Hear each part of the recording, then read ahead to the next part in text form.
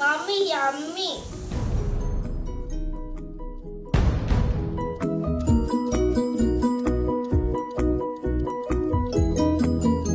Fishball செய்யறதுக்கு நான் கொஞ்சம் fish எடுத்துர்க்கேன்.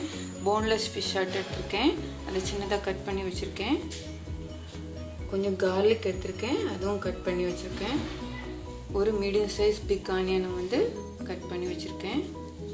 கொஞ்சம் மைதா மாவு, கொஞ்சம் sugar, கொஞ்சம் corn flour, கொஞ்சம் salt, கொஞ்சம் pepper powder, கொஞ்சம் baking powder, அப்புறம் water.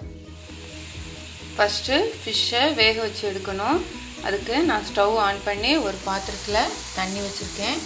இனி இந்த ஃபிஷ் இருக்கிற பாத்திரத்தை அதுக்குள்ளால வச்சுட்டு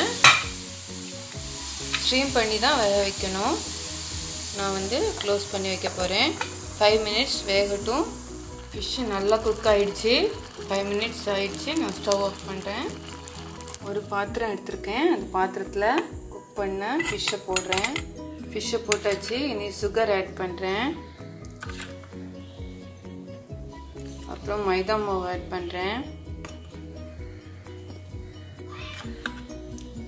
கார்ன்ஃப்ளவர் ஆட் பண்ணுறேன்.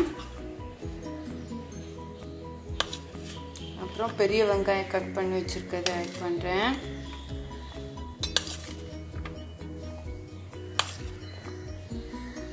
இனி கார்லிக் ஆட் பண்ணுறேன்.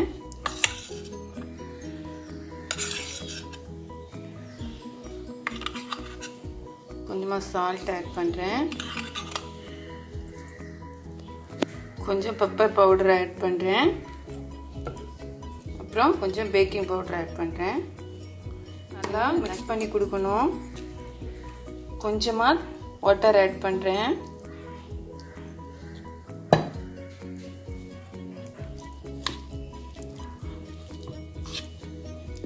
நல்லா மிக்ஸ் பண்ணிட்டேன்.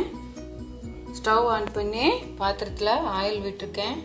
ஆயில் சூடானதும் மிக்ஸ் பண்ணி வச்சுருக்கதை இது போல் பால் போல் பிடிச்சி எடுக்கணும்.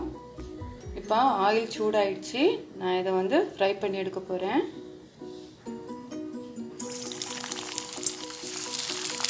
ஆட் பண்ணி போடுறேன்.